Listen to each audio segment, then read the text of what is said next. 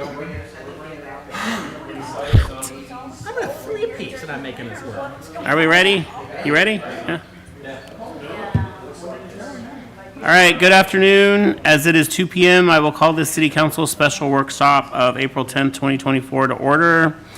The purpose of this special workshop is to review and discuss in more detail the overarching priorities determined by the City Council during their annual retreat meeting on February 12th, and to examine these priorities in developing the 2024-2025 biennial budget. This will be both a physical meeting and a virtual meeting. Some members of city staff may be participating via teleconference. Today's special workshop may be viewed live on YouTube, Facebook, and available for viewing after the meeting on cable channel 10 HD 1090. We have no items for action, and public comment will not be taken today. In addition to our city clerk, we also have our records management analyst, Kim Perrine, in attendance to take some additional notes for any follow-up questions. With that, I will turn it over to our interim city administrator, Sabrina Combs, to review the priorities, and then we'll go to council for comments.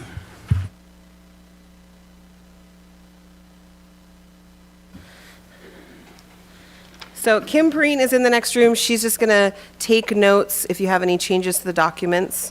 That way Julie can do the notes that she does for the meeting as our typical process. So the background that we have for this afternoon's conversation is this is the draft 2024 priorities list, and we're calling them the overarching priorities. And this was created during the February 12th council retreat. So one of the things we just wanted to remind is that there was the conversation that Mike Bailey gave about what we do, what we fund. So our priorities are great, ideas, plans, projects, amenities, but how do we fund it? Items that include a need for ongoing operations should include how they will be funded, whether it be through grants, partnerships, levies, taxes, etc. We need to include the public in the conversation because we are spending their dollars. So this is the retreat priority votes tallies.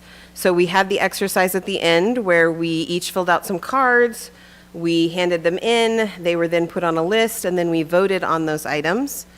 Of the items voted on, here are the votes that you can see. So then what we did was take those votes and we identified the overarching priorities. That did require that some items were combined in order to make sure that they were inclusive of the different items discussed. So ranking the priorities, number 1 was the central development area. Number 2, we had a couple of things that fall into the same score, which was the marina, recreation center, pool, civic center, then the infrastructure facilities, and then quality and safety. 3, housing, affordability, and representative form of government. So starting with item 1, the central development area. This is just talking about the plans that the city has regarding the downtown corridor between State Route 20 and the city of Oak Harbor Marina. So it's making sure to create a connective environment for the downtown corridor for our residents, businesses, and tourists. So as you can see here are a list of some of the items that we talked about under that. For 2, the ranking priorities, again, there were 4 items that tied in that category. So the first one is the Oak Harbor Marina.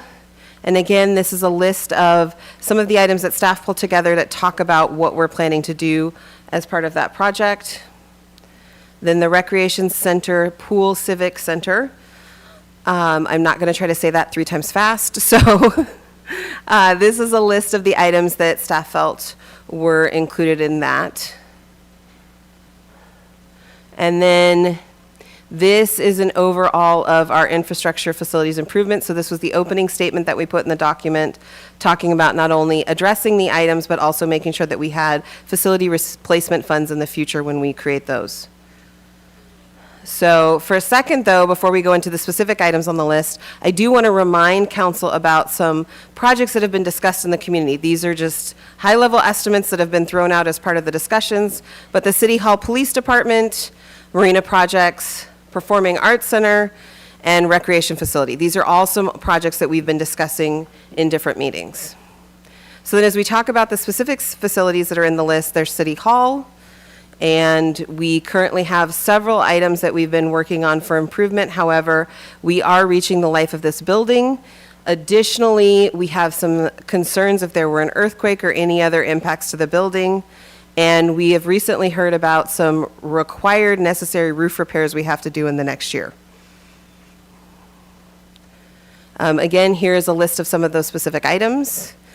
For the generators, we've been talking about that for a while. Procurement has been working on those, and based on recent conversations around electric vehicles and charging, we did make sure that they can address that need as well if there were a power outage. Then the fire department, we are building a second fire station, adding staff to improve the response times, and then just continuing to identify needs. Then the center, again, this is under that heading of a potential recreation facility. But again, here are the issues that we have with the current building and our concerns that we want to be addressed. The police department, very similar to the others. There have been some concerns about the jail, as well as the overall building structure. Again, the police department, like City Hall, has been working within the means of what we have, but both of those facilities need to be addressed because they've reached their life. And again, here's some more information on that that's in your packet. And then number 2, we have quality safety, improve the amenities and accessibility of the community while addressing safety concerns. So this is about more police officers, looking for creative ways to provide more police presence through technology, working with our legislation, and the restarting of the Citizens Academy. And as an individual taking the Citizens Academy with the mayor, it's fantastic. So if you get a chance, sign up. What? Said seats are still available. Yeah. 3, we had housing, provide more workforce housing to increase affordable housing options. Again, this is something we've been talking about, work with legislators to address growth requirement, impacts to Oak Harbor, increase the affordable housing options for individuals working in Oak Harbor. Affordability, reduce the cost impacts to residents for utilities, work with legislators to reduce the city's debt, continue to educate customers about rate structures. And then the representative form of government, and here are some of the options that we looked into for that discussion. So again, the overarching priorities that were in the document are the central development area, marina, recreation pool, civic center, infrastructure facilities improvement, quality safety, housing, affordability, and representative form of government. So I've had those so that we can leave them up on the screen for the discussion. And like I said, we have Kim Perrine here if we have edits to that document. Great, thank you. So with that, I'm going to turn it over to council. Mayor Pro Tem? Thank you, Mayor. I'm going to try to be brief and beg your forgiveness in advance because my comments right now probably aren't going to be particularly helpful, but and Sabrina and I have talked about this. The retreat that we had, and I'm actually still kind of upset about it. I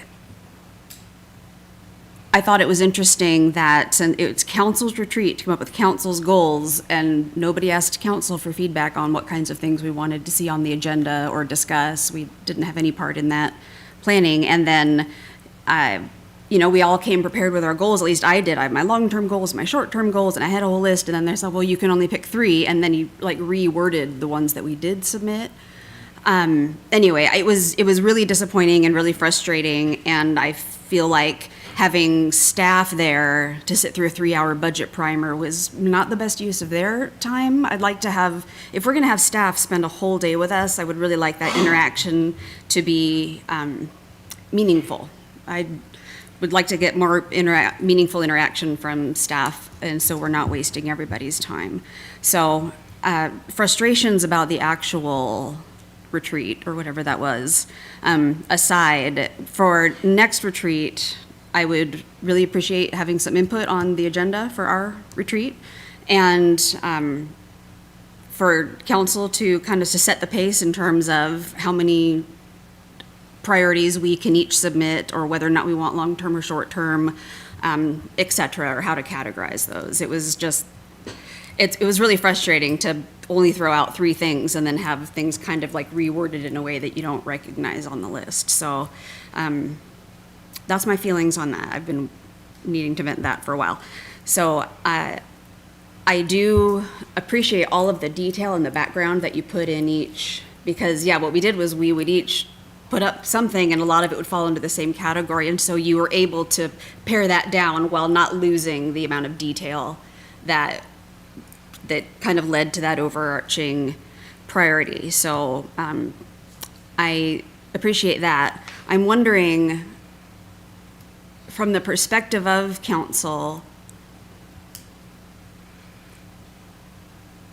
are these priorities today, is the main objective to establish these so going into our budget cycle, we can then fund what we do or do what we fund? Exactly. Okay, because it's, just want to get in the right mindset, because if we're talking about like actual big picture priorities and, like, oh, we need long-term this and that, we've got lots of stuff, but that wouldn't necessarily be relevant to the conversation today. So I'm going to attempt to stay on track today, keeping the budget in mind. So this is like next 2 years.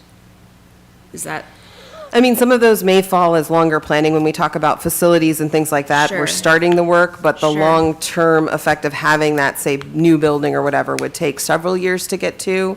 But yes, the goal is that we had these priorities and they were priorities that we could focus on and staff could focus on. And then especially when we're talking about budget, because we're doing a project-based budget, that we are able to see that Gotcha. connection.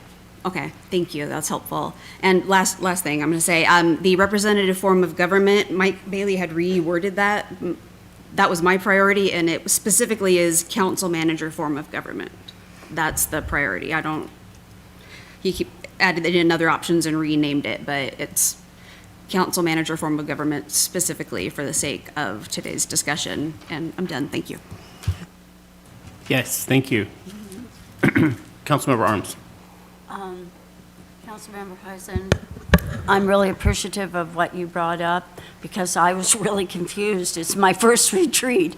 And I was like, well, did I know I could put all my little dots on one place? I mean, And so then I'm trying to figure out where I want to go. And I mean, it was great in a lot of ways, but I was a little confused. But I'm new but I appreciate you bringing it up. They're all things that are good, and I really appreciate that because that was my whole thing. I was confused. Thank you, Councilmember Arms. Councilmember Hoffmeyer. Yeah, I mean, very, very eloquently worded critique by Mayor Pro Tem. Couldn't agree more on that topic. And, with going to that retreat with a brand new council and a brand new administration, I mean, nobody's to blame on that. It just happened, and we can certainly do better there next time. But I do think out of it came useful goals that I think most of us can agree on. I do agree with the point of rewording the last one as well. Just a couple little things to add. With City Hall coming up on the end of its life to where, it costs more to keep it where it needs to be than a new one. It seems like it's always horribly unpopular to go to the voters and ask for a new Taj Mahal or a new municipal services center, if you will. But with the feasibility study for the rec center, I do wonder if there's some room in there to see if it's feasible to include a new city hall in that rec center, because sometimes that is a lot more popular with the public if it is something that goes out for vote. So I don't know if there's room to include that in the feasibility study, but I would like to see that. And then with the representative form of government, or with the council manager form of government, it's been a question that's been out there for quite a while. Only speaking for myself, I would never favor the timing of that going to the voters to be anything other than to line up with the end of a term.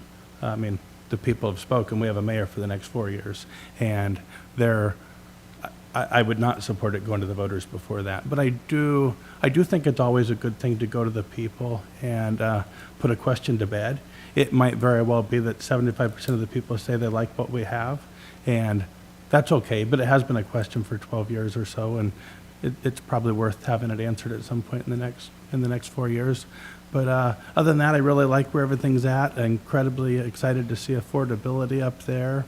And I feel like we're going good places, so thank you. Councilmember Stuckey. Is the idea behind this to replace the priorities we currently have? Yeah, so what we wanted to do was update the priorities. And again, as I said at the end of the retreat, is based on the timing that was there, we would just took the list that came out from the voting and the tallying, and then we expanded upon them to explain and provide the additional information for what those would mean. So that is the plan, is to replace the current list.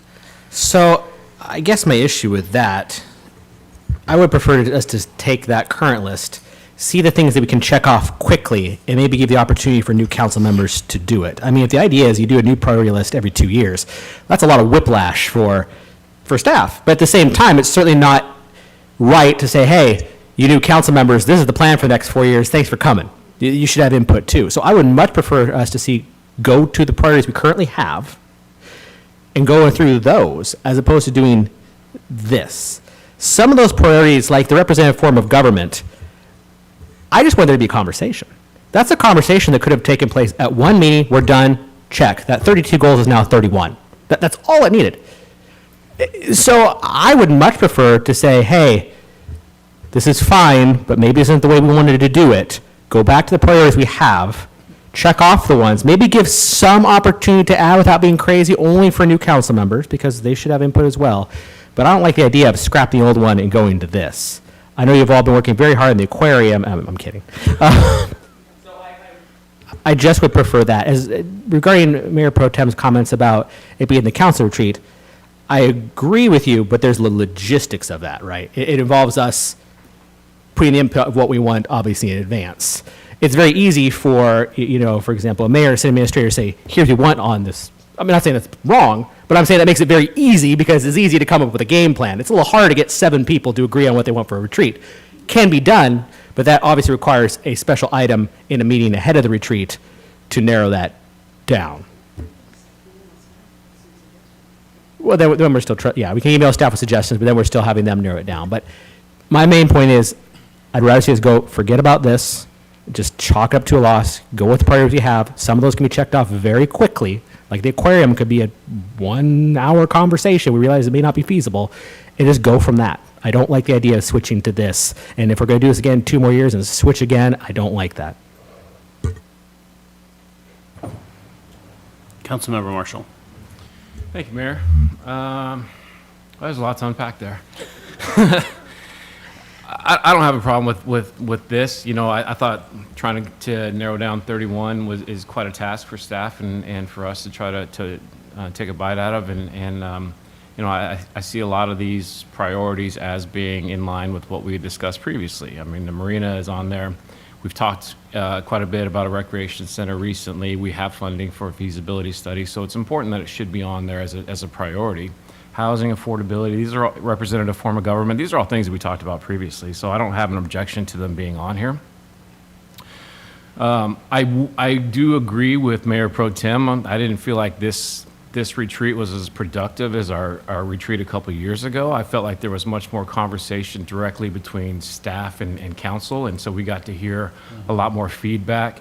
And I felt it was more of a productive use of time. This time I felt like we were being talked to as opposed to us having conversation, and that conversation was, in my opinion, extremely beneficial to hear from staff and on their feelings and on how we could move forward together as a city. And so I would like to see that again when we go to our next retreat, is that we have more of that conversation, or we can talk back and forth with staff. The facilitator we had, I think it was Julie, she was very good at allowing that conversation to take place.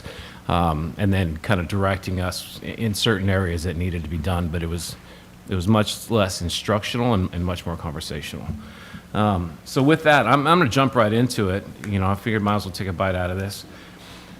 I really would like council to consider narrowing down this whole idea of recreation pool/civic center. The idea of trying to do everything in one building, we can't be everything to everybody in one building.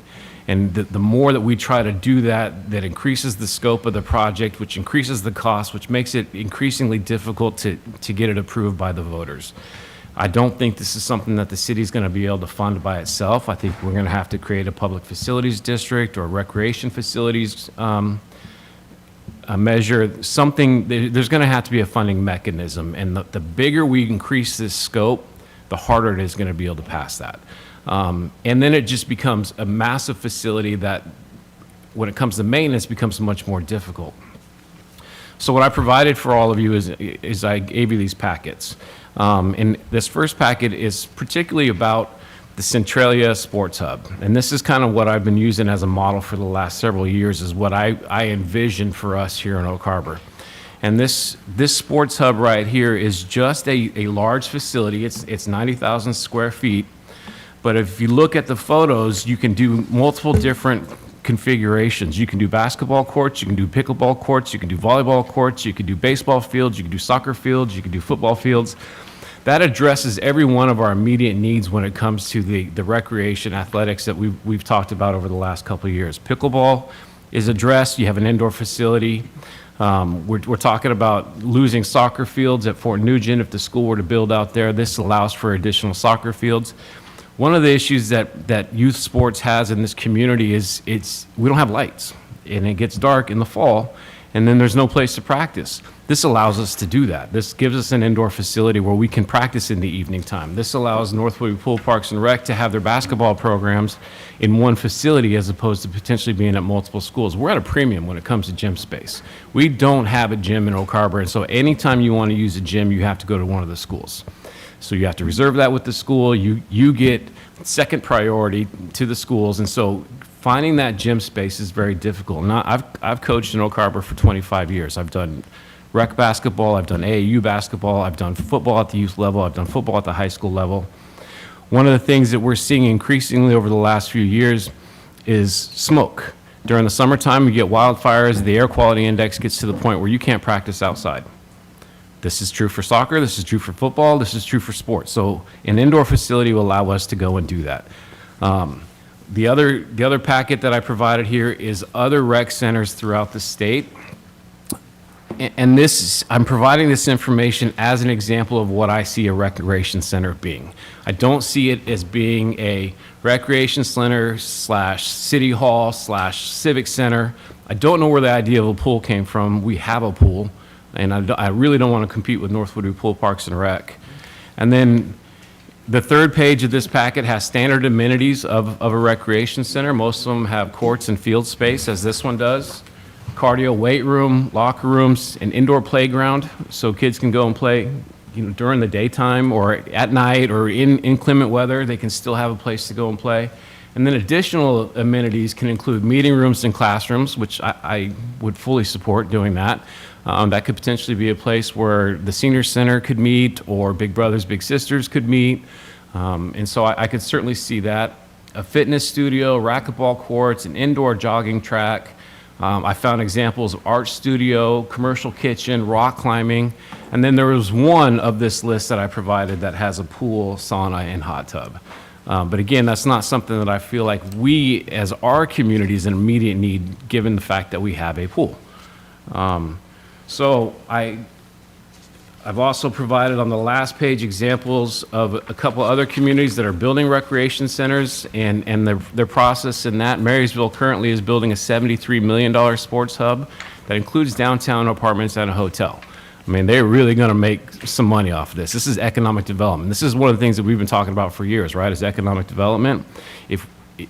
This really, in my opinion, checks a lot of boxes. This is a lot of the things that we've been talking about. This goes back to our original priorities. This can really make a difference in our community.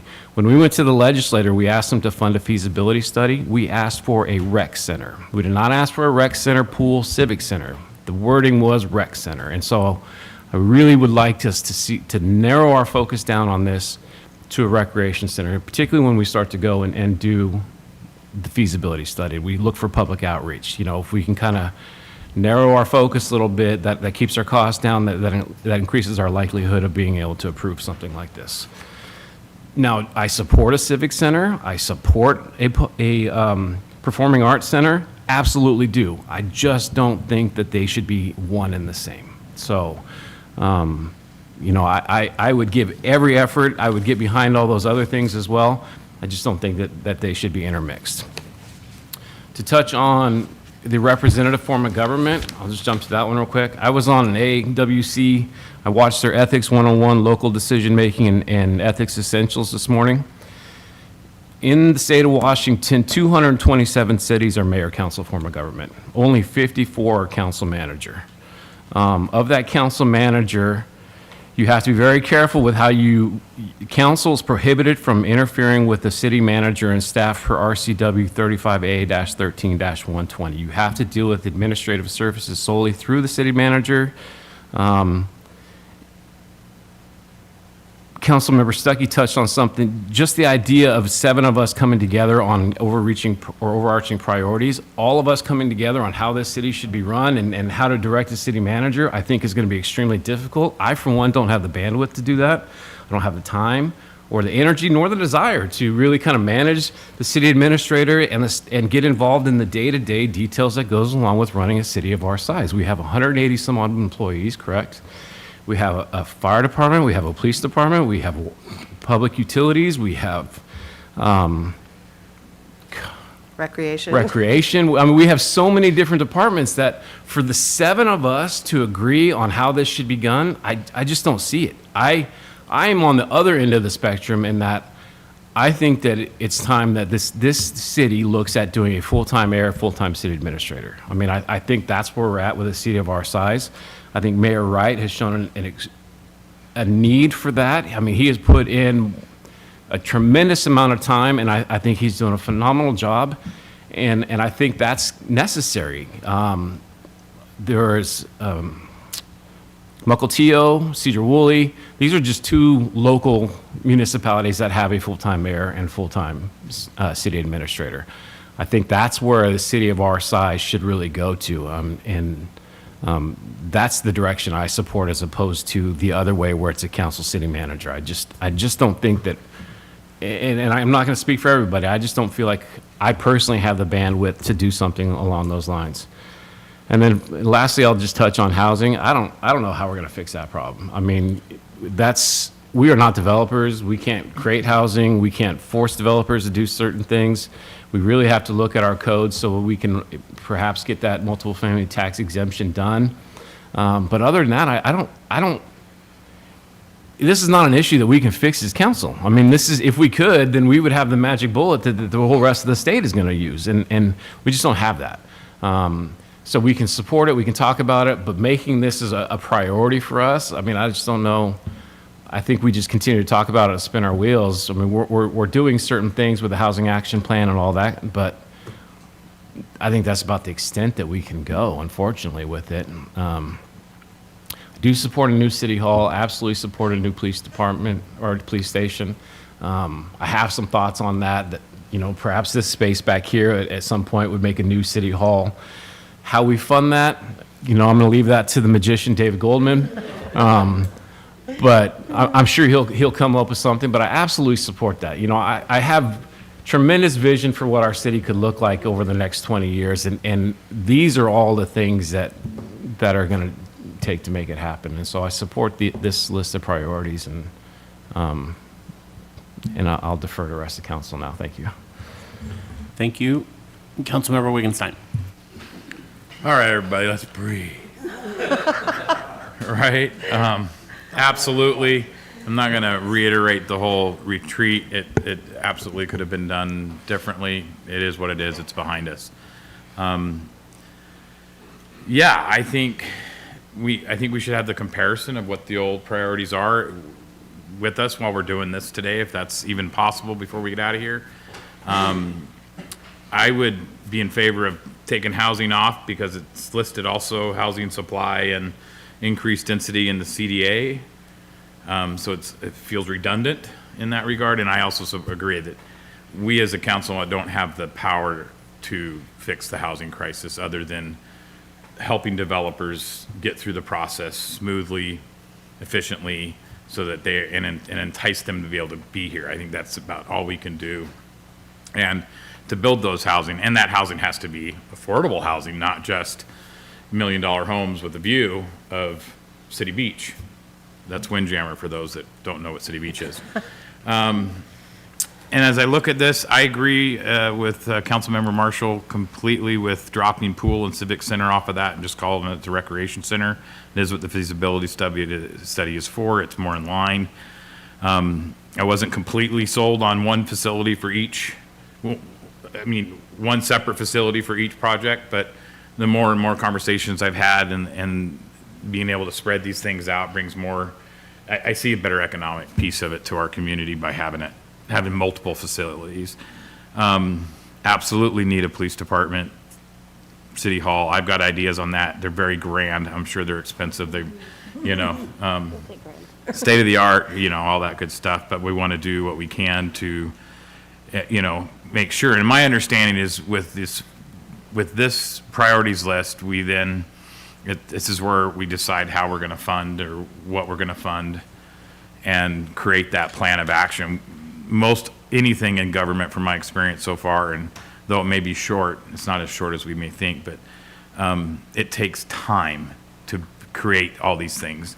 And so this is more or less our outline roadmap going forward into the future, just like the stuff that's already in place we're not taking away, right? We're not going through old priorities and saying, yeah, we're no longer going to do that project after spending $500,000 on getting it ready. And so in those regards. I don't have any problems with really any of the other ones. I'm also on the same side with Councilmember Marshall on the representative form of government, having been through some of the AWC trainings and attending some of the events and having conversations with other communities that have been both. The mayor council form seems to be the most efficient in being able to keep the separation between council and staff at in the cities, and so therefore the cities are running, I believe, more efficiently. If it was, in my opinion, if it was really the thing to do, we'd have more than 50 cities in the state of Washington out of 280, leaning more towards that piece. And if Cedar-Woolley, who is significantly smaller than we are, has a full-time mayor, I think we need to be looking at it too, because we have a lot of things on the fire as well. It's not just managing the staff here and overseeing everything. It has to do with public relations with our neighboring communities. It has to do with our other partnerships and municipalities that are around us, as well as our partnerships with the facilities of the United States Navy as well. And I think those are all things that you put on an elected, 7 of us who are part-timers, because we all have full-time jobs somewhere, at least most of us do. Some of us are lucky enough to be retired. That's not me, just to be clear. Or have other things going on. I think that starts to I agree. I think any time in my experience on board work and other municipalities, even with the number as small as 5, getting everybody to agree on how to manage the executives is very difficult and challenging, and that's in a nonprofit world, and that has nothing to do with the scale of what we're dealing with here. So I'm happy to see it say representative form of government and giving this the list of those options versus only giving us a list of the one option that was presented before. I'm happy to have options to be able to kind of have that discussion so that we feel we are included in that voice. So I'd like to just be able to compare where our previous priorities and these priorities kind of line up and see if we've actually done a good enough job of narrowing down that big list and having how many of them actually fall into these categories as well. So I think that's all I got right now. Thank you, Councilmember Wittgenstein. So I've got 2 of you that want to go again. Councilmember Stuckey, your hand was up first, so we'll go back. Tim, can we get that list pulled up, please? I believe it's on our website of the priorities. I believe so. Just because a couple thoughts. One, I was a little taken back when this facilitator, mentioned keeping the goals very vague. I was more the SMART goal guy. Quality and safety, that's a hard thing to budget for, right? So I much prefer pulling up those goals, seeing which one, again, we need to be able to add some goals to it. But I guarantee you at least 5 of these old goals, we could knock out in a day just with a conversation, and just say that doesn't work. Having sat in that conversation when we pulled those goals up, if you remember, we had some difficulty narrowing them down. There was some debate on how they were scored. So I'll be honest, I felt we took the easy, one could say lazy way out, say, oh, we'll just add them all on there. We should have hashed them out better, and that's on us. There were some questions about the scoring. But, I look at these, and a few of these we can just take off. A few of the goals that we are looking to have could fall into this, and then we can just add a couple more while consciously taking some off. We need to have a logistical plan of how we're going to prioritize this before, not have it be like it was last time where it was just, let's just throw it all up. So maybe we'll all take a little bit of time, not taking a break, to look at these goals and just see how they align it compared to the other ones. Yeah, so, yes, you want to go, Mayor Pro Tem? I did want to add something. I want to drag this out a little bit because Councilmember Wiesner's on his way here, and I want to give him an opportunity to speak to this, and I don't want to move on to something else. So I wanted to add this point. Not throwing anyone under the bus, not looking back, but I had been here 41 days, and I had not a lot of input about how this was going to go on. And I just want to point out that we've made a lot of changes to our leadership team in the administrative department.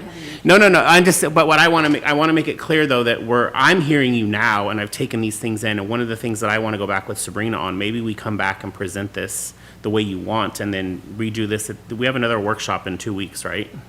We do. I don't recall how heavy that schedule is. That's what I was Julie gonna might be ask able you. I don't recall Julie either. might have some insight into that. We have time? Okay. Julie So said we we're could good. they don't even mind doing a special meeting. We could do another special meeting, and I know you guys are gonna kill me. We have so many meetings this month. Okay.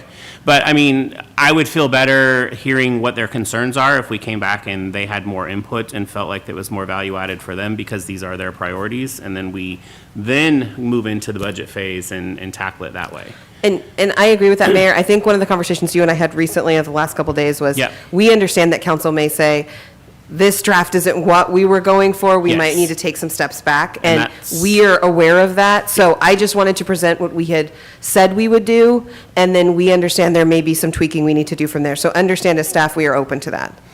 Yeah, and the mayor is very open to that as well. We're all open to that. That's one of the reasons that we're kind of like circling back and regrouping here. So, and again, a lot of me talking here right now was trying to like stall a little bit for Jim because I want him to have an opportunity to speak. Everyone else has spoke on this topic, and he's the only one that hasn't had an opportunity before we just move on.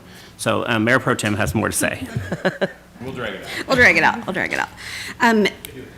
Yes, brilliant. Brian's point about our existing list, traditionally, we would pull the last list and assess where we are in that, is this still relevant? Do we want to do this? And it gives us a logical jumping off point as opposed to just creating a brand new list, out of thin air while we've got things we might want to keep working on or things that were done.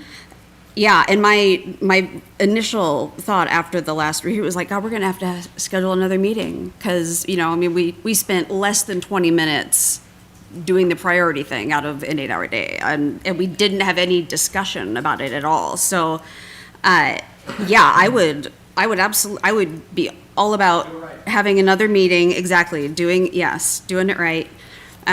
Having some clarity, because I don't want to have staff spend a bunch of time looking into something that ended up not even really being the thing that someone asked for. I don't want to waste your time. So I think starting with the list, the priorities that we have is a logical place to start off. Councilmember Marshall brought up a great point about needing to differentiate between a rec center and a civic center, performing arts center. That's something that's been bugging me in the conversations that we've had about that so far, is it's kind of conglomerated into some thing, and we do need to be specific. We need to be specific. And, Mount Vernon has a new facility that's going up, and they were able to secure a lot of different funding for that because they tied in economic development, and they've got their, EV charging stations, and they did some cool pervious like stormwater stuff. And so they were able to have a facility that checked so many boxes that they could go after lots of funding sources. And so while we can certainly have something that has a variety, I think we do need to drill down and get specific about what we need, what we want it to look like, what order we're going to pursue it in. instead of trying to go after the whole enchilada at once. On the City Hall front, I've noticed, and I brought this up last time, the People's Bank building was for lease, and it was not enough of the building, like the whole building wasn't available for lease, it was just part of it, and it wasn't enough space in terms of square footage. And then I got to thinking, like, what else is in that building? A DSHS and CADA? It's like, what if we did a swap? What if CADA and DSHS moved here? It's right across from the police station. It's across from the Garage of Blessings. There's CMAR. There's, it's, I'm sure, plenty big for what they do. And then the City Hall could move into the People's Bank building, and that might be less expensive than trying to build a new something from scratch. So there might be some kind of out-of-the-box possibilities. I would like to have a discussion with the tenants of the People's Bank building and just see if that's something, doing a swap is something they would even be willing to entertain. Might be worth asking. And let's see, I've got, welcome, Jim. Housing. Yeah, council's been working on that. We can't solve it. I do think that we should go out of our way to encourage or incentivize or clear a path towards encouraging as much mixed use development as possible along Midway and the downtown core. I think the more mixed use it can be, Eric's example about the hub, it had like condos and a hotel. I mean, it's just like, we can add condos or apartments to anything that gets built in this whole general area, and that'll give us pedestrians and residents and, theoretically, obviously, there's logistics, but I think that if we can find a way to encourage or incentivize the addition of, just a couple of residential units every time something gets built, that might, wouldn't make a huge impact, but it would be something. And the form of government, great point. I want to be clear, it's not my intention for council to micromanage a city manager. Like, what we would do is we would hire a city manager, this is all they do, they've got lots and lots of experience in education and doing this thing, and then that person, we would have to stay out of their way. We can't micromanage them or get involved in personnel thing. We have to trust them to do their job. But at the end of the day, this very qualified person would be answering to 7 people instead of just 1. So if something went down that we liked or didn't like, it would just come down to a vote. We don't all need to be unanimous on whether or not we like a direction. It would come down to a majority vote, and then that person would answer to 7 people, all representing different parts of the community, different perspectives, instead of just 1 person. And while we're doing fine now, the fact that any registered voter in city limits could theoretically become mayor, that terrifies me. It terrifies me, because a city manager that council hires would know what they were doing. The next person that gets elected might not. I really appreciate the direction that Mayor Wright has been taking us. He's got new ideas, and we're kind of bringing this youthful energy to administration. And I think that with him just starting in 4 years, it would be a prime opportunity to, like Shane said, do some research, put this on the ballot, see what the people say. And if we know ahead of time that something is going to happen, then Mayor Wright, and we can spend, a couple of years establishing a corporate culture that we're good with and that employees are good with and that's working, and then kind of get everything lined up so that there could be a smooth transition, get somebody in place and staff in place the way we want it, and then, he could set that up with that corporate culture, and then at the end of his term, there just wouldn't be another mayor coming in. There would be the city manager that's all set and ready to go. Because what you don't want to do is make some change and not have a plan for what happens between when this vote happened and this person left office. Like, there needs to be a what's the word I'm looking for? Succession. Yeah, succession plan. Thank you. So that was my thinking in terms of the timing. I like where you're going with staff.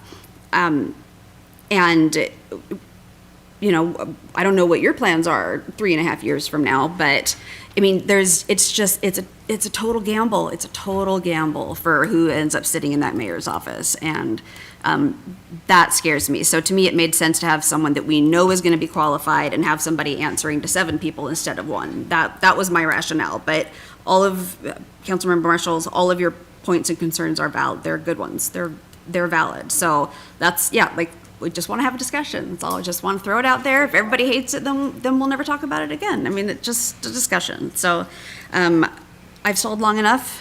Jim, take it away. All right, Councilmember Wiesner. Thank you, Mayor. Thank you, Tara, and thanks. Yes, I was. Yeah. So thanks so much for waiting on me. But yeah, I was able to listen in, so I'll try not to repeat a lot of it because the reality is, we're all pretty aligned here, right, in the vast majority of this.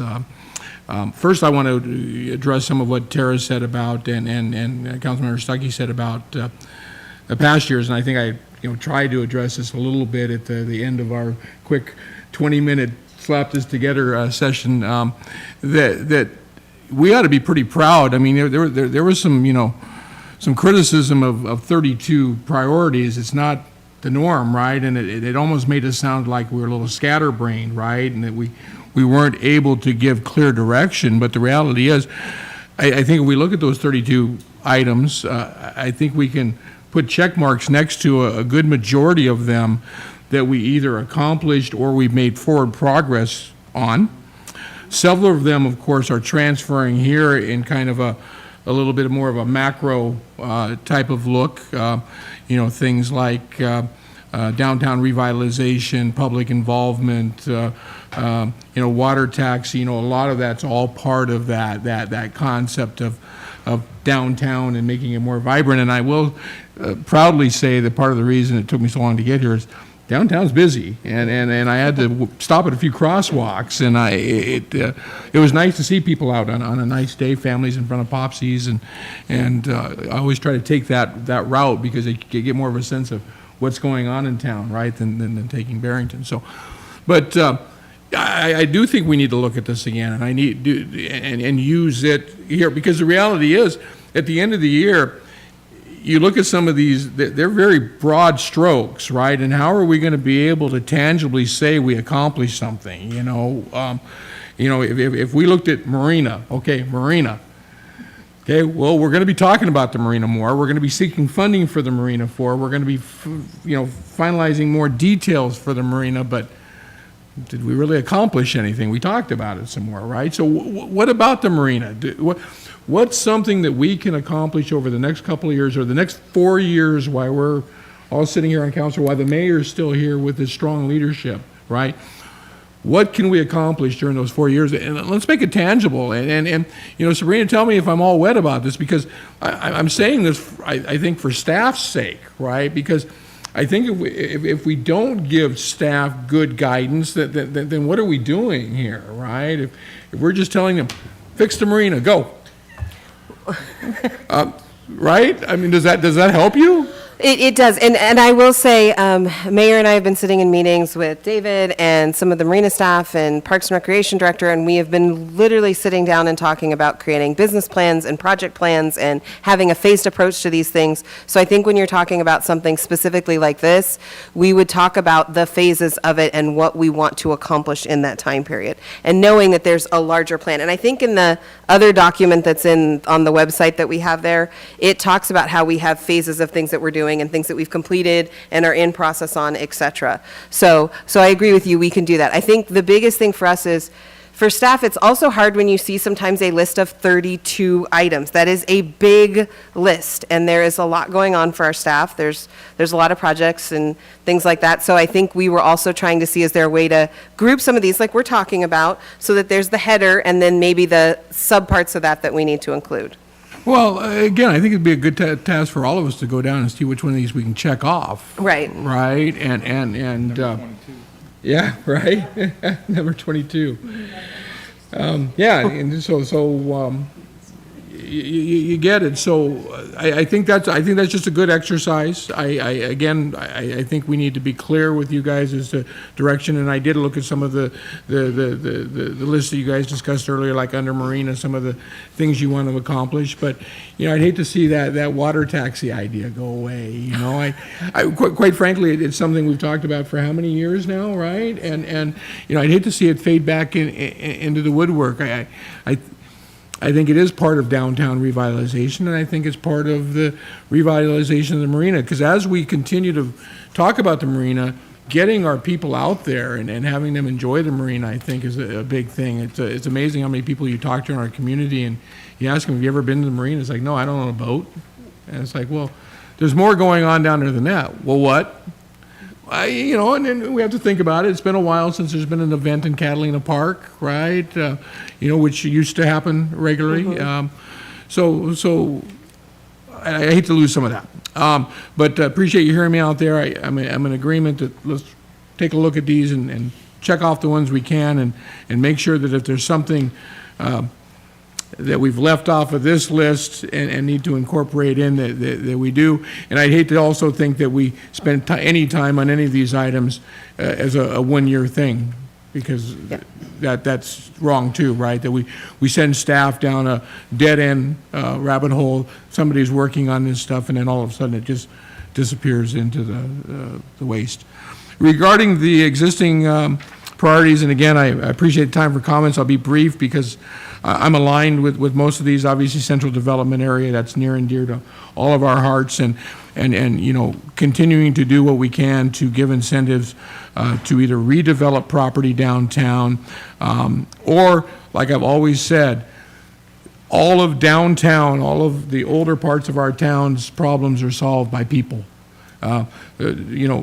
Being conscious about the fact that driving people down there, which we continue to do with our events. Main Street does a fantastic job downtown. Things like Serendipity Lane, that will drive people downtown. They will go downtown to park and walk it and go down and enjoy the beach. And those are the things we need to continue doing. And I'm glad that it's number one. Right, because it is the heartbeat. That and our waterfront park is the heartbeat of our city.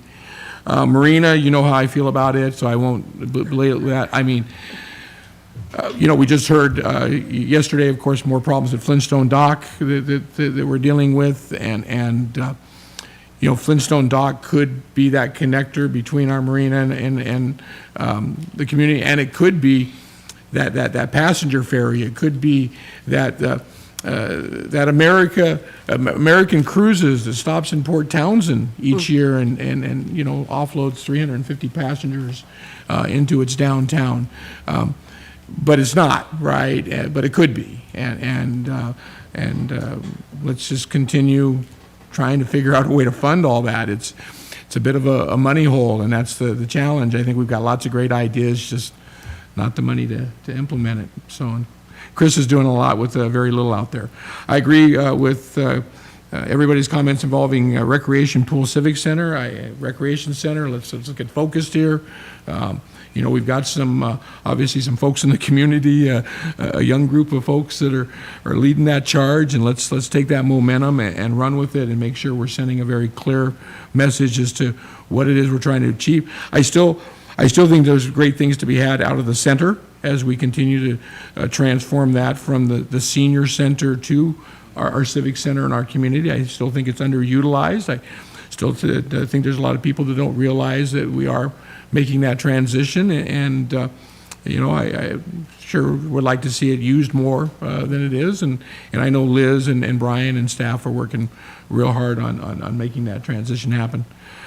Infrastructure, yeah, if we're not thinking ahead, let's face it, it's going to take years to fund, permit, find a piece of property, build, some of this infrastructure we're talking about, police and city. I do like Tara's comments about People's Bank. I've always thought that would be a great location for City Hall. Quite frankly, I think the entire property is for sale and could be purchased.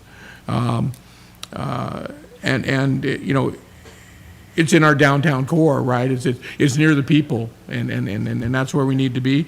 I'm always concerned about the disconnect between us at City Hall and the folks at Public Works.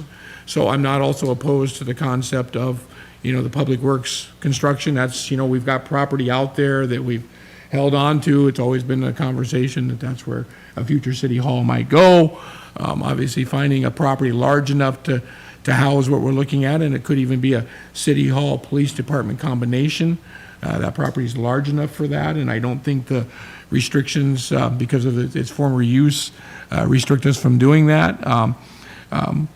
I kind of like that idea just because it brings us all together, and we don't have a we're over here and you're over there thing, because I know sometimes that's how it's felt, and we don't want that at all. And it just happens that this is where we have our meetings, is over here, right? So, quality and safety, quality of life in our community, but what does that mean?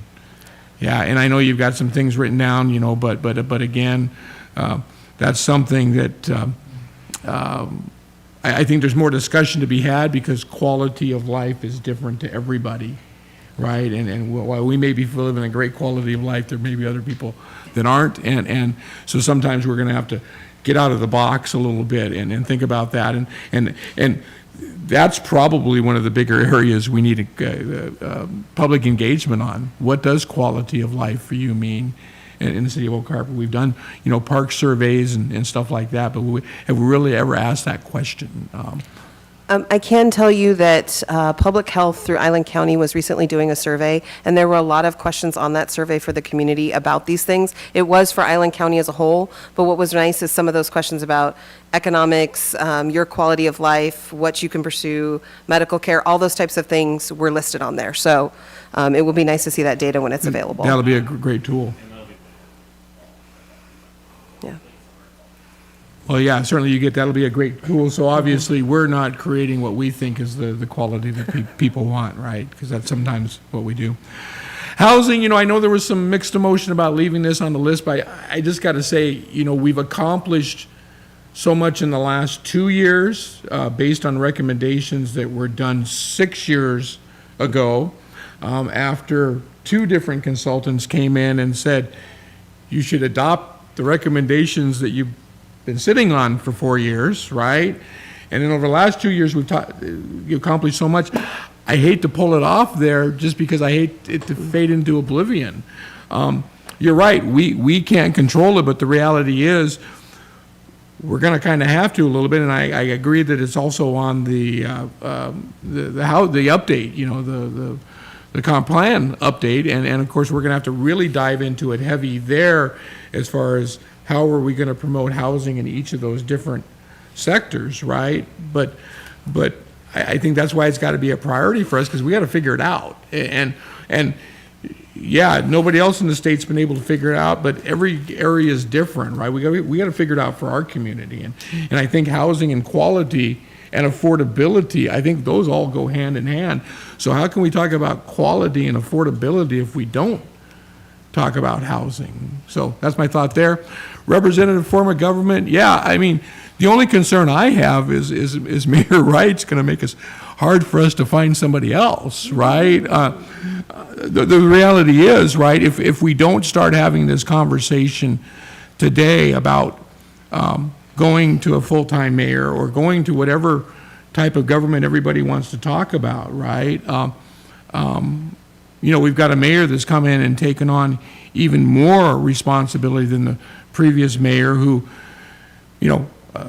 repeatedly identified to several of us that it was a lot more than a part-time job for, and there was a lot more to it than he ever thought, even after being through it the first time around. And I think he commented to me, several times, gosh, Jim, I just wish I had more time to devote to this. And now we've got somebody who's taken on even more. And so, my fear, right, is who in their right mind is going to come in and do your job for what you're being paid, Mayor Wright? So, the only conversation I think we need to have is I certainly hear what Tara has to say. I certainly agreed with a couple of comments involving the 7 of us sometimes can't agree on how to get out of a paper bag, much less, who to hire for city administrator and what direction to give, right? And is that what's best for the people of the community? I don't know. I don't have an answer to that. My tendency is to think that we're approaching that time for a full-time mayor, that the person in the job gets paid for doing the job, and then when we are, having elections, people will actually apply for that job that are qualified because they're being remunerated for at least close to the amount of time and effort and experience they're putting into it. That's my general thought, but I'm certainly open to having the continued discussion about, what's going to be best for the people of Oak Harbor. But, Mayor Wright, that's my concern, is you're doing too much of a job and being paid too little for it. And it is going to set us up for a quandary at such point in time where you're not willing or able to do the job anymore. So that's my idea behind the discussion, but I appreciate everybody's patience and time, and thank you. Thank you. Yes, Councilmember Hoffmeyer. Yeah, real quick, just a couple more things. I'm hearing reports out there that the mayor is bolstering our already good relationship with the military. That's great. Looking at one of the past goals on the old list, where it said front gate, that was Councilor Heisen that had the idea, or the previous idea, of realigning where the Maui gate sits. So I would love to see you be able to get with Mayor Wright on that and see if there's a way to forward that conversation. And then, Councilor Wiesner has brought up for a couple of years to the Parks Department the idea of some dry camping down there in the area across from the yacht club, in the realignment of that Maui gate. If there was somehow to end up with a little bit of that land where the circus used to be, it would open the door for that.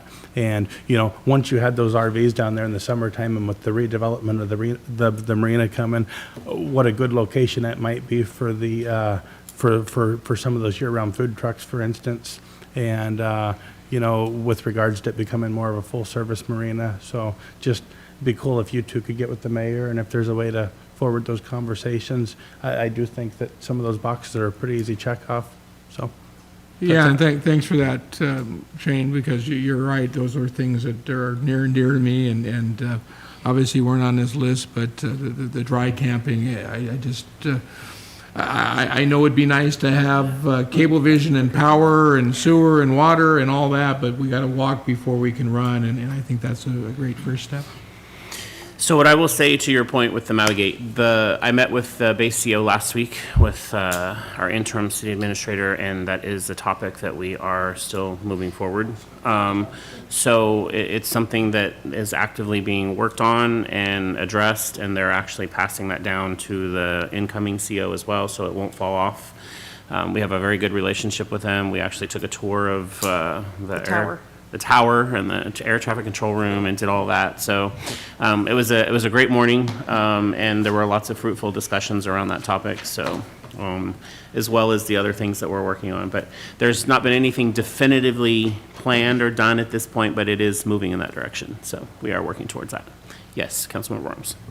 Okay, I talked to Sabrina about this, and I don't know if she mentioned it. So where the marina sits, we have that gate. Well, it used to be used for Navy, when they were building the Navy Lodge, and they did have RVs, and they did have everything there. When I was out for a walk, I ran into the host for Cliff House, and so I went over and talked to him. He said about 20 years ago, they tried to put like RV parking there, but then there was something with the historical side or something, and they said no. Now, it may be from the PFAB or whatever's else going over there, but supposedly we've heard that most of that infrastructure is still there. So if we could get them to bring their RVs over there, then they would be closer to our marina, because we no longer have a cafeteria at the NEX. They did away with it, even though we have got the food things. They did away with it. So they would be having access to our boats, they would have access to everything. That's an open spot, and then people would know about our downtown. Just an idea.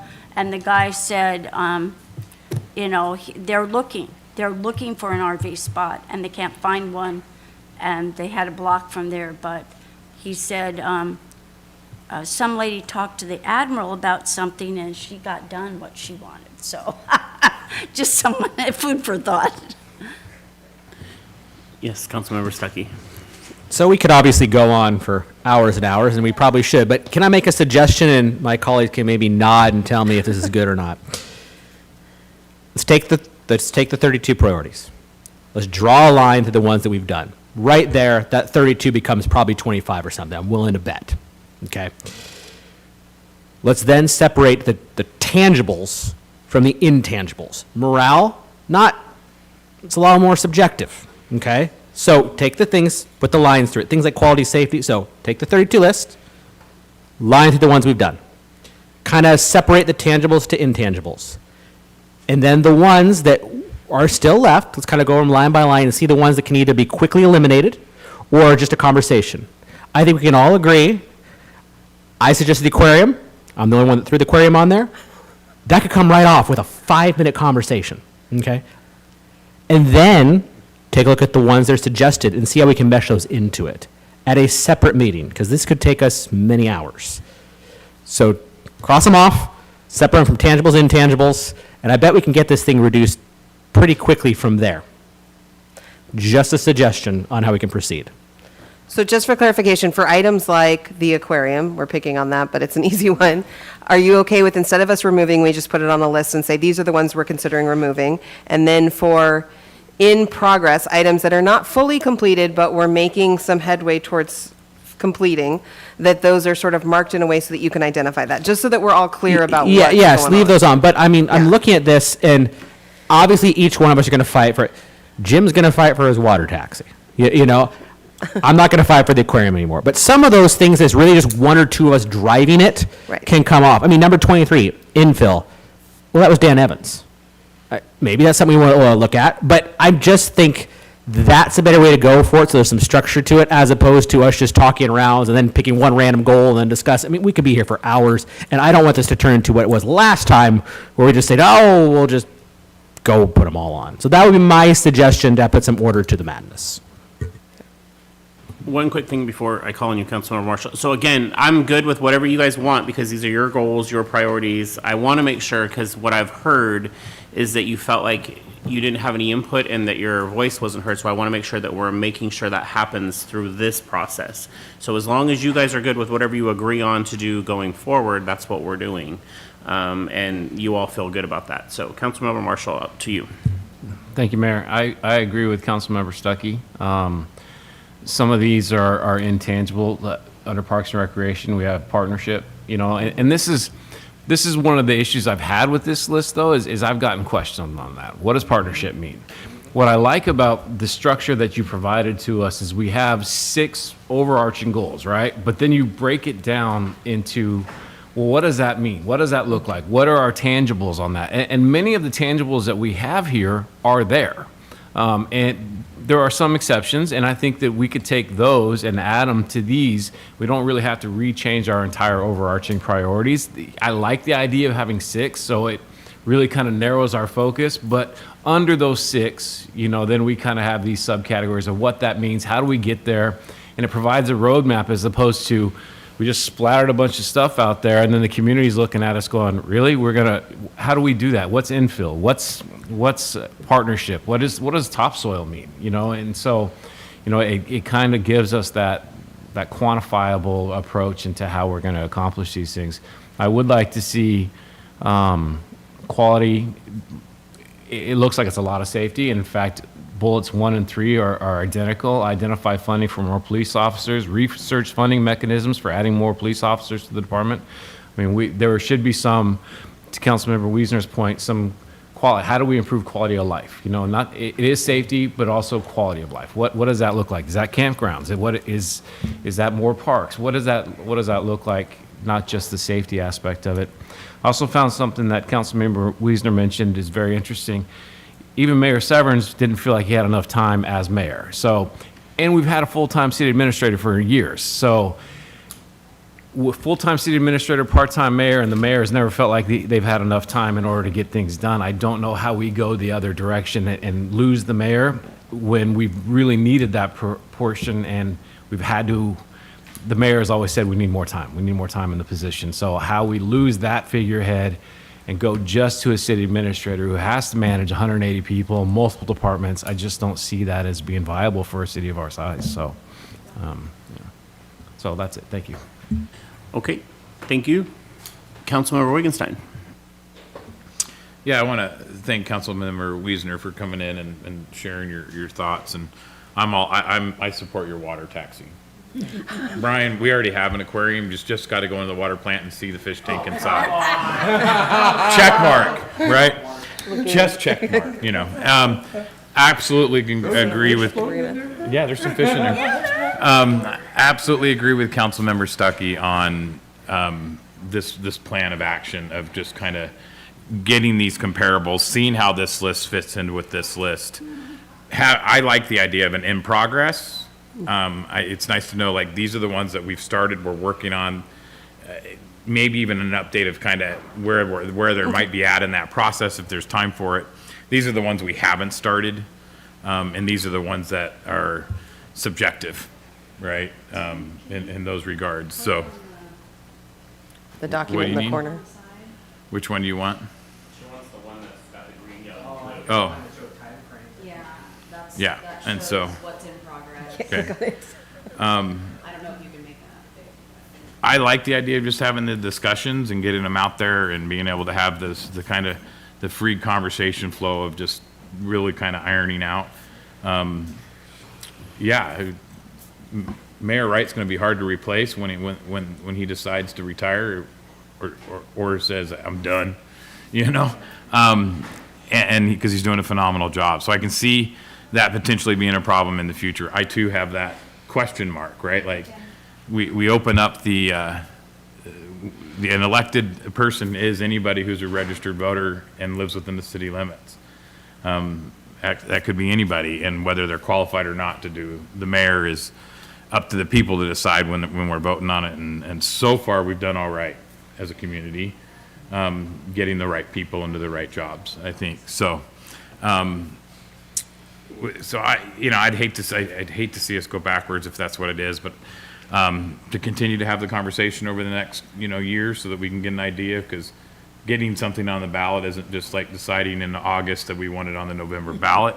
It takes time, and so if it is something that we decide that goes out to the voters, or we encourage the idea to go out to the voters, I think there's ways of getting a pulse on the community ahead of that by being at public events and letting people put comments in about it, right? I mean, setting up a booth at Holland Happening, 4th of July, and, music festival, and just being out there enough where we can kind of, and I'll volunteer for a shift, I don't mind doing that as well. So that's getting their feedback in the moment too as well, and being able to decipher. I know it's a little more time consuming with work pulling in that data, but it's valuable data, so. That's it. Thank you, sir. All right, so I think we're all in agreement that we're going to regroup with the lists. And Julie, how full is the schedule in the last week? So our workshop, our last workshop this month. Yeah. We could certainly add, we might need to move a couple other things around. For that. Okay, so I Talk think that about they it. would like to see that happen, and then we could still stay in our timeline as far as finance and how we're going out to department heads for the budgeting process, and that would keep everything in line. So we'll do that as an administrative team behind the scenes, and then we'll make that happen, and we'll bring that back at the end of the month. Does that sound good to all of you? Okay, great. Thank you. Super, all right, thank you, Sabrina. All right, so we are going to move on to finance. It's the City Council Financial Primer Part 1 Budget Process Overview. Introduce Mr. Deputy City Administrator and Finance Director David Goldman. Okay, are we ready for the main event? The main event. Sabrina warmed you all up. So this is the Council Finance and Budget Primer. This is part one of the primer series that will be rolling out over the next few months. The contents of this primer, we have a budget overview. We'll go over budget components, biennial budgeting, fund organization, overall budget accounts, budget types, and advanced budgeting examples. So what is a budget? Yeah, pool of money. A budget is an expression of public policy. It resolves conflicting views on resource allocation, and it reflects the council's priority for the community. It's also a financial plan. It coordinates all the revenues and expenditures of the city. It's also a control mechanism. It authorizes amounts to be spent, and it compares past and proposed expenditures. There are some regulatory requirements. The state auditor's office has requirements. There also are accounting standards and auditing standards. The Government Accounting Standards Board is the board that oversees the implementation of generally accepted accounting principles to government agencies throughout the country. And GAAP is generally accepted accounting principles, also known as GAAP. And fund accounting is also part of what we do. We have different fund types, which we'll go over shortly. What to look for in a budget? The maintenance of services, that current revenues support current expenditures, meaning that recurring revenues are there to support any current expenses or any ongoing proposed expenses. We need to find recurring revenues and ongoing revenues to support any new programs or initiatives that we're implementing as a city. One-time revenues, though, can be used to support one-time expenses such as capital projects and grant revenues. Future commitments are supported by growth and or planned resource enhancements. We also look for the budget having a safety net, which means reserves are there to support short-term needs if needed. For example, if there's an economic downturn or something happens with one of our major revenue streams, we should have reserves to catch our services so that we don't have to make drastic cuts to the services that we provide to the residents and to the business community. And we should replenish those at first opportunity if we have to tap into those. And also look for a budget that plans for the future, that it supports future service needs, and that it has funding sources for those future service needs. So there are two major budget activities. You have the biennial budget process, which are all the operating expenses. They support the public services that we provide. There's also non-operating expenses, such as the smaller type of capital projects, reserves, and also debt payments. And a biennial budget has a 2-year focus. A capital improvement plan, however, has a 6-year focus. That's led by the Development Services Department in conjunction with the update or the periodic update of their comprehensive plan. Capital projects will have a value of over $50,000, and the first 2 of the 6 years in the CIP are included in the biennial budget. So what is in a budget? So there are 2 documents provided.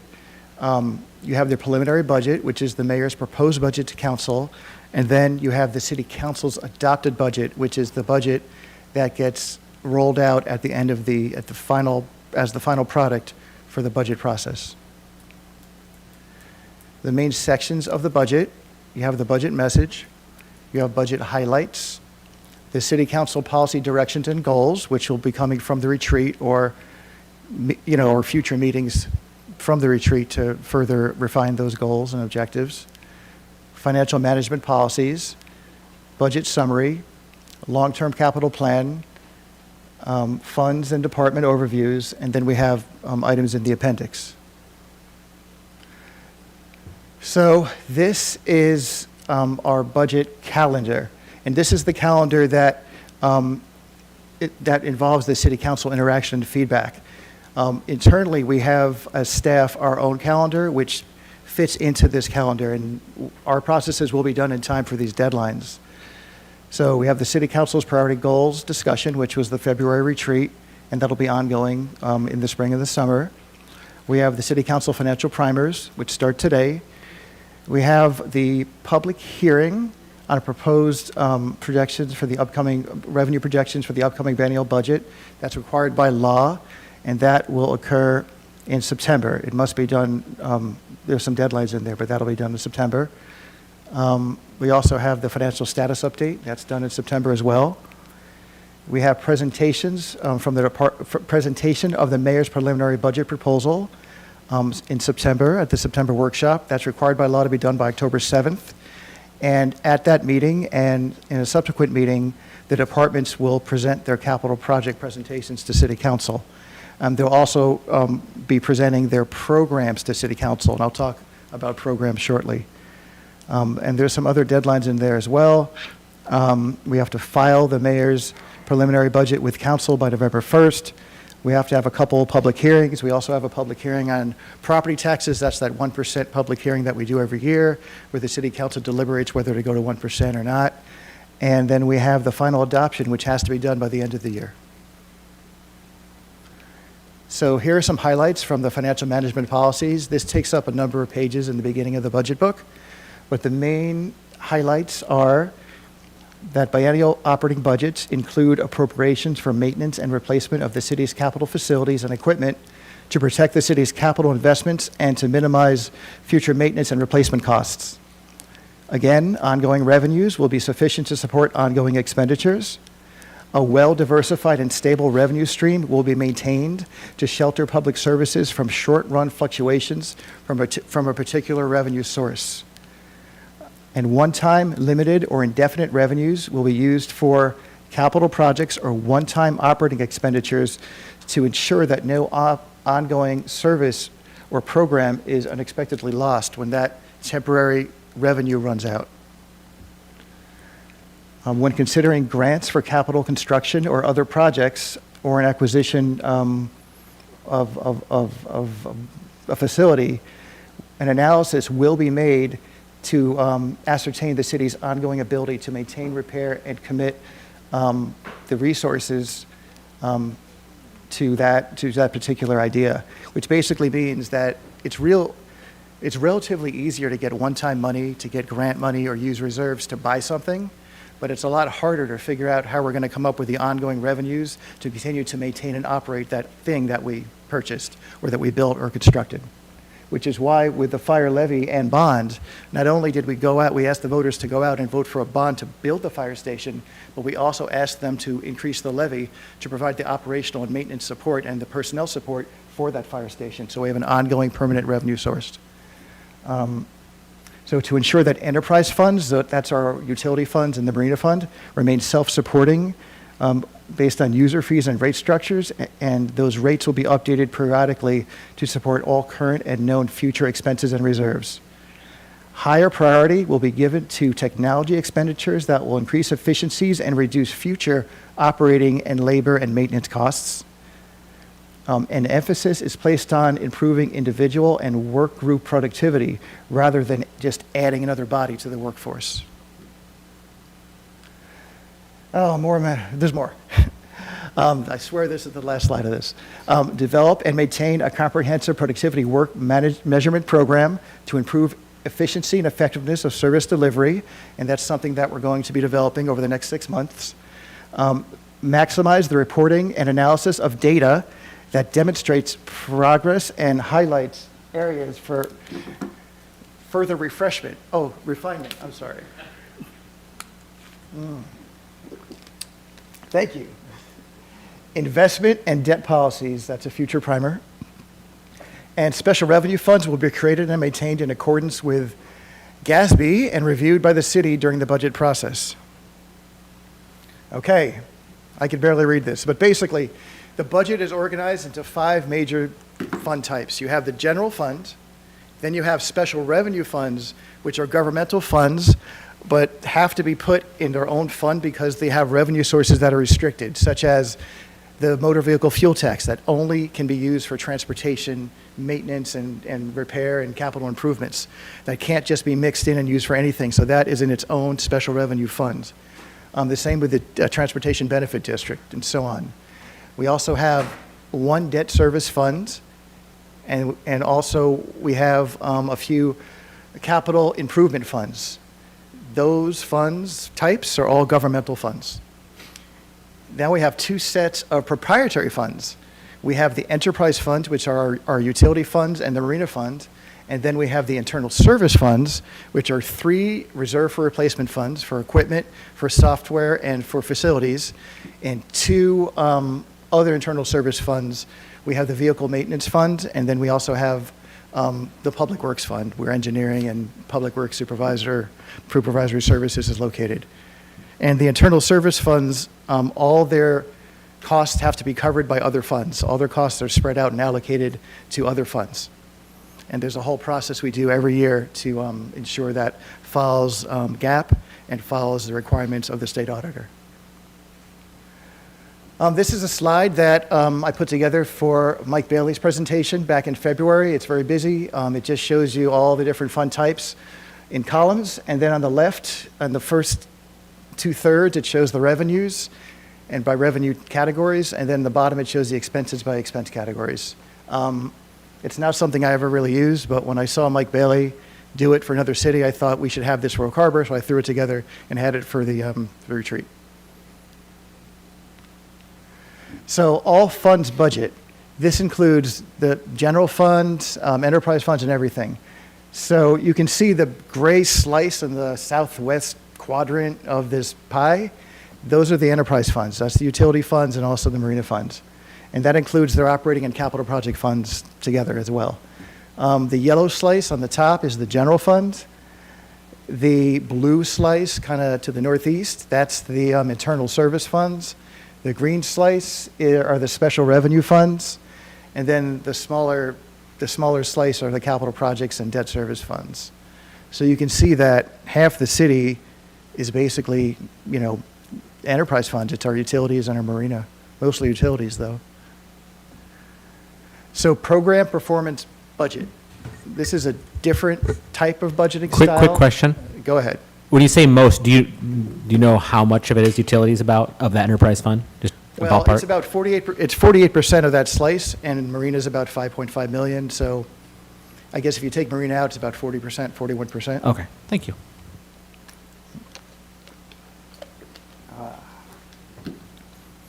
So this is a new type of budgeting, and it's not really new, it's just new for us. This is part of the best practices that has been on the radar of the Government Finance Officers Association and local, local organizations like Washington State organizations like the Association of Washington Cities and other organizations. When they talk about improving your budget process, this is one of the styles and types that they talk about doing. So there's a whole initiative right now that's being implemented, mostly led by the Government Finance Officers Association, but also the National League of Cities and the ICMA, which is the International City Managers Association, is part of. And it's basically updating the best practices that have last been updated 25 years ago. They're calling it rethinking budgeting. And there's been numerous presentations and panels by various folks to talk about, different aspects of rethinking budgeting. And last year in Portland at the Government Finance Officers Association National Conference, they brought in some of the foremost experts in budgeting innovation to talk about rethinking budgeting. So you have those 3 folks who are the experts, and they also brought me in so they could have someone to make them look smart. But yeah, we just answered questions. We talked about what rethinking budgeting is from our experience of doing it in different cities throughout the country, and how, what I mostly talked about is how small and mid-sized cities can really manage to change the way they do budgeting, because a lot of the examples that are out there are from these really large cities, which have billion-dollar budgets and over 1,000 FTEs, and that's not us, and that's not the majority. That's not 90% of the cities out there are not that. And I was, discussing with the folks in the audience, or about 400 people there, that, you might be a finance department with only 2, maybe 3 people. You might only have 50 or 60 FTEs in your entire city. But the advantage that you have over these big cities is that you're small enough to where you can get to know all the operations and all the employees throughout your small town or your small city. And from that, you can really develop meaningful performance measurements and break everything up into programs, working directly with the people who are doing the work, as opposed to being in a county or city with 5,000 people. You'll never be able to meet everybody. You'll never be able to wrap your hand around it. And you don't have to make it super complicated. It can just be simple. Break everything you do up into programs, tie the direct revenues into that, and come up with performance measurements that you can use to benchmark how you perform compared to your comparable cities, and also just how you're performing year over year. Are you improving or are you not improving, and do you need more resources, or do you have enough resources and you could reallocate those resources somewhere else? So we discussed that, and then we also put a survey out to about 2,000 members.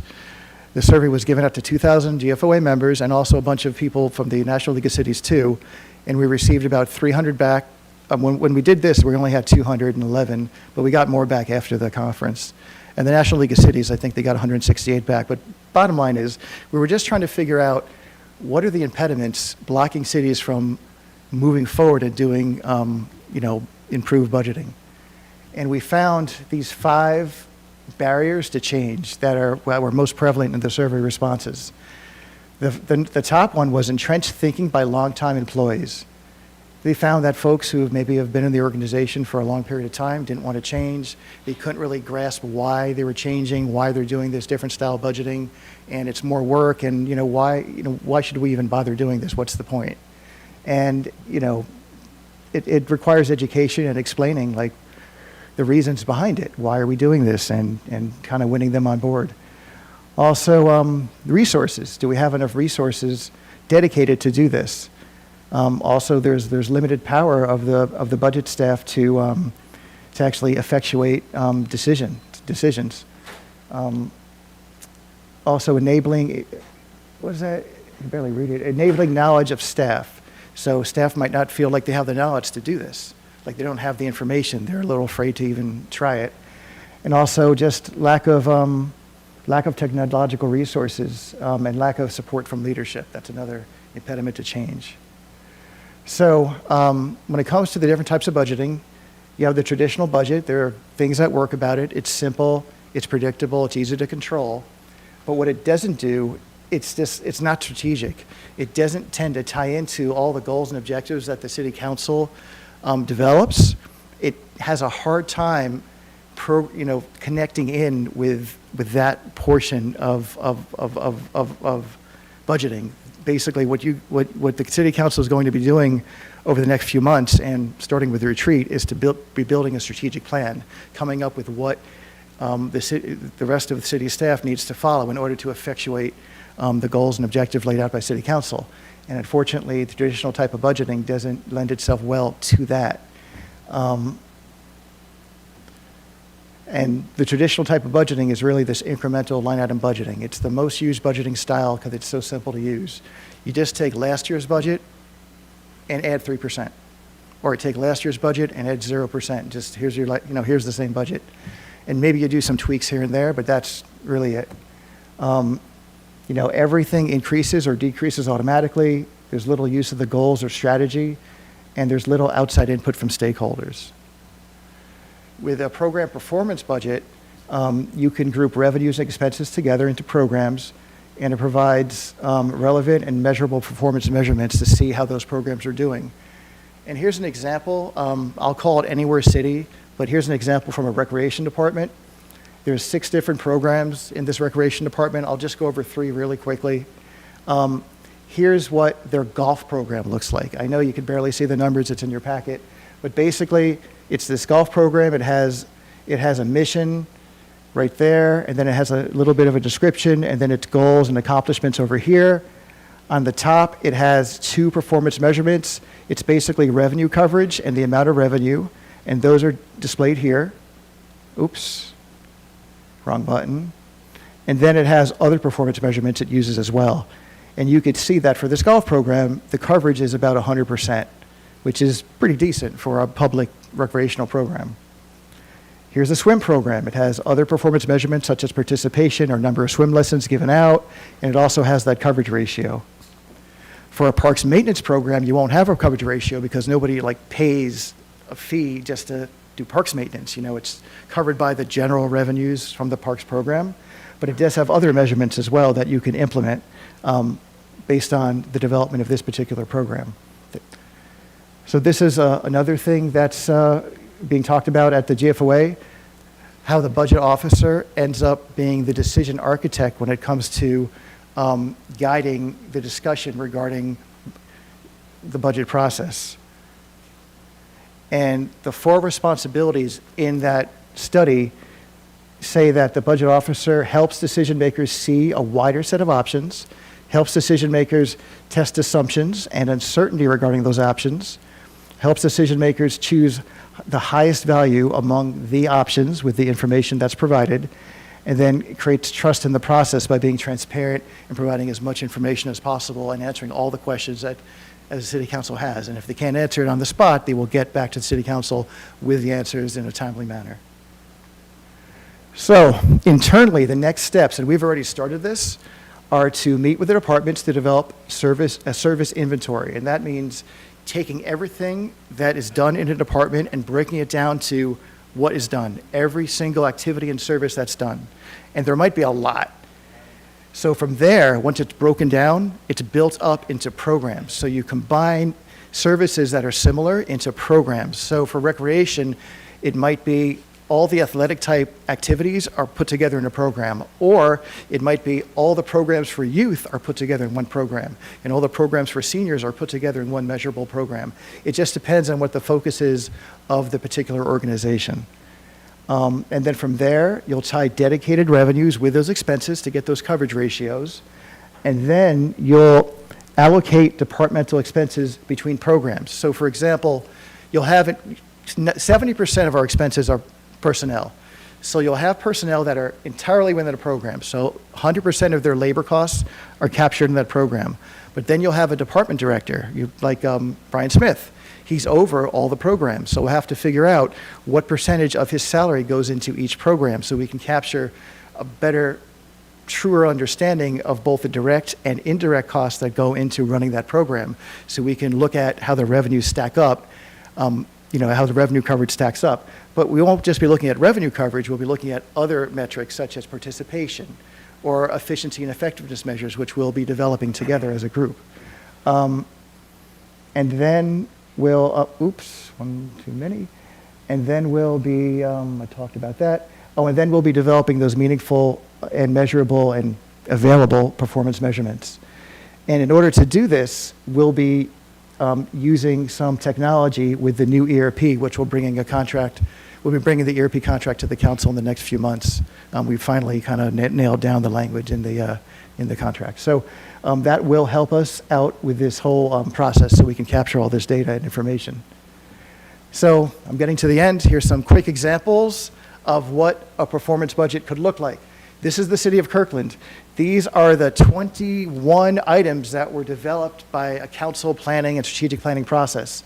And what Kirkland does is they take those 21 and they go out to the public in a survey and they ask them 2 questions. How we doing? And how important is this program? And they put it on this chart. So the upper right-hand corner has programs that are performing really well based on the public survey responses and that are important. So these are like the stars, the ones that like people really want and they're doing well. In the opposite corner are the ones that people are saying are not as high of a priority, and they're not really performing that well either, but they're not as high of a priority, so maybe that's okay. The other 2 corners are important too. The bottom right corner are things that are performing really well, but they're not as high of a priority as the ones on the top here. And the top left corner is probably the most important. These are the ones that the public thinks are very important, but they're not performing as well as they should be. And those are the ones that tell, the elected officials over in this town, the example town, that maybe some more resources need to be driven towards those particular programs, or maybe we need to relook at the programs to see if we can, mix it up or change it.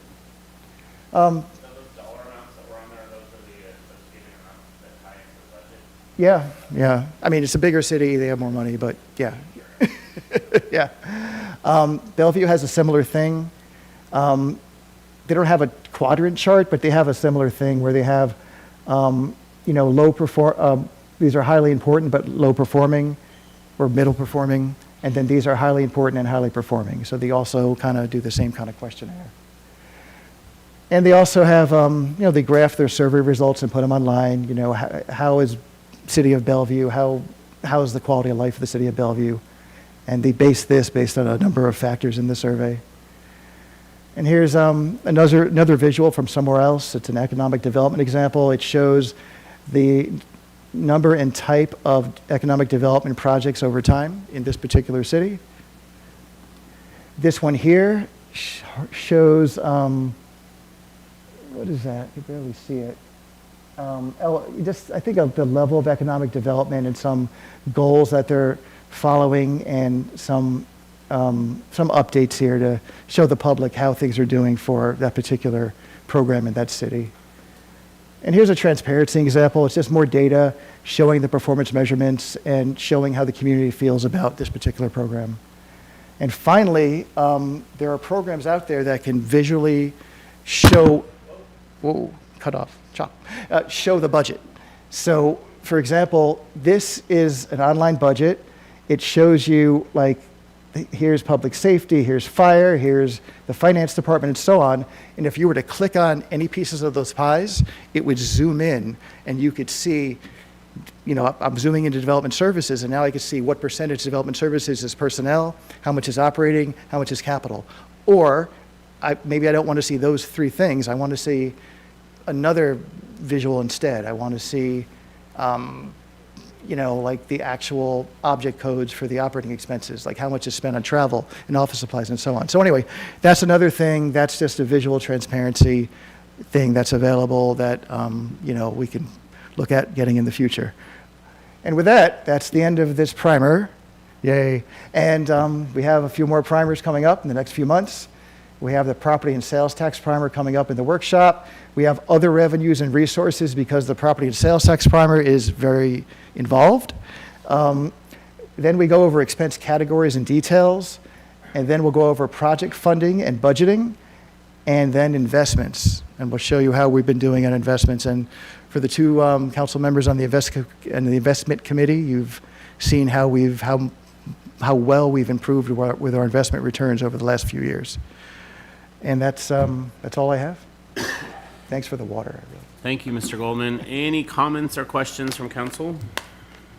Councilmember Wiesner.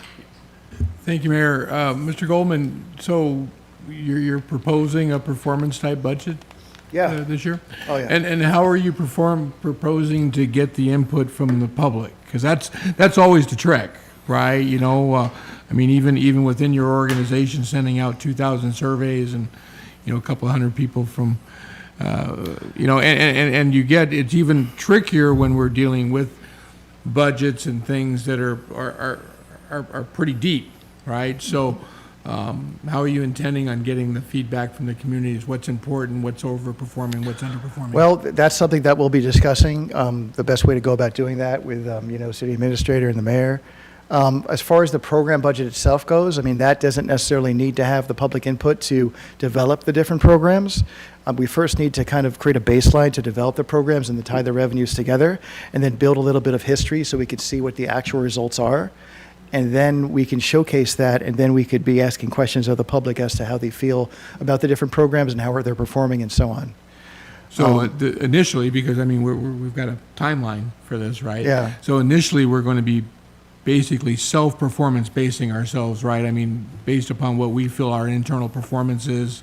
The public input thing is kind of later on, kind of a checkup into the budget is after we've developed it? Yeah, if we decide to do that, that would be something that would be later on. What Kirkland used for their questionnaire, it wasn't really what the staff put together for all the programs.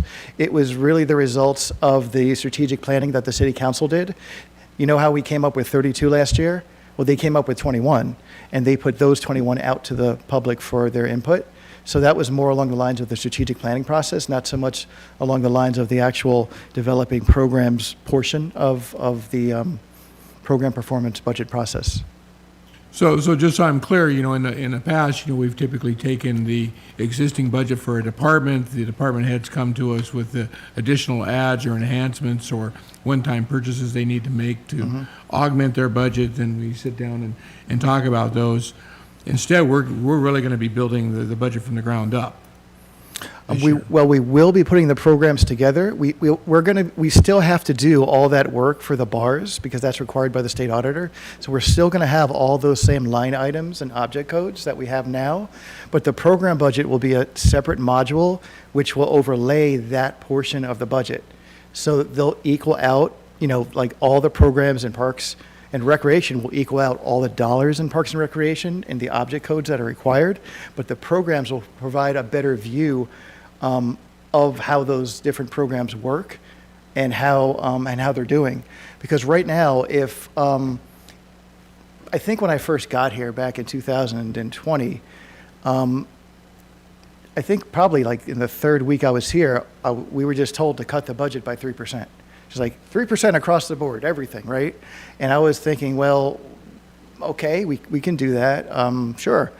But it doesn't really tell you, doesn't give you any knowledge about what programs are real important to the community and which maybe should be not part of that 3%, and then which ones are maybe not as important to the community, and maybe those can be reduced, more than 3% in order to kind of come up with an average of 3%. When I was showing you the quadrants before, the bottom right quadrant were things that were doing really well, but they weren't as higher priority as some other things. They may have been real high priority 10 years ago, which is why they got their funding. But over time, those items maybe became less and less of a high priority, and other items came up to be a high priority. So by doing this exercise and getting this information, it just provides the decision makers with more information for them to make a more informed decision. The decisions could still be the same decisions, but with more information, at least you'll have a little bit more knowledge and be a little bit more targeted as to how you decide where the resources go. So instead of taking a 10,000-foot view, which we're still going to take with the overall budget, but then we're going to dive into that 10,000 foot and we're going to look at what items are actually being funded within that budget item. So be prepared for a lot more dollar figures to come our way in different formats is what it is, right? We're going to be just looking at it from a lot deeper view than we have in the past as a council. Well, you'll have dollar figures, but you'll also have other data as well. You'll have attendance. You'll just see other types of data that tie into the different activities and programs the city does. I don't think we're going to have that information, though, for this round. We're going to build it up for this round, and once we get the new software on board that's going to be able to help us collect the information, we're going to be able to show you results by the time the next budget process comes around, because we do need to build up that data.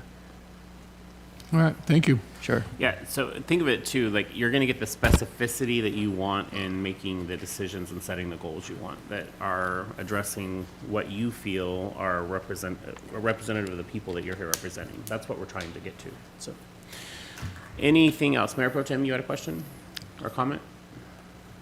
Oh, no, sorry, this is fascinating. I really like the visuals. Thank you. Anyone else for the good of the order? About it? We're done? All right. All right. You can go longer if you want. I'm just making sure. Huh? All right, so thank you at this time. There being no further